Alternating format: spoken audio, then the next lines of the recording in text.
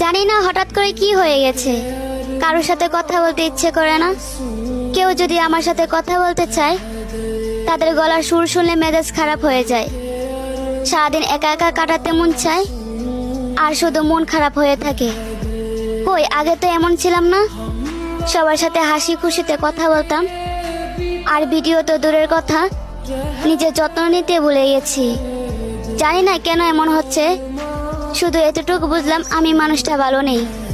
দিন দিন মানসিক শান্তি হারিয়ে ফেলতেছি। আর কেন জানি না, কান্না করতে মন না চাইলেও চোখ দিয়ে অজরে পানি পড়ে। আর সারাদিন একটা কথা বলতে মন চাই, আমি ঘুমাবো, তাও সারা জীবনের জন্য। আর আত্মহত্যার কথা তো সারাদিন মাথায় গুনগুন করে। কোন দিন যেন আত্মহত্যার মতো মহাপাপের শিকার হই। না বুঝলো পরিবার, না বুঝলো প্রিয় মানুষটি, দাও বেশি করে আঘাত। একদিকে আছে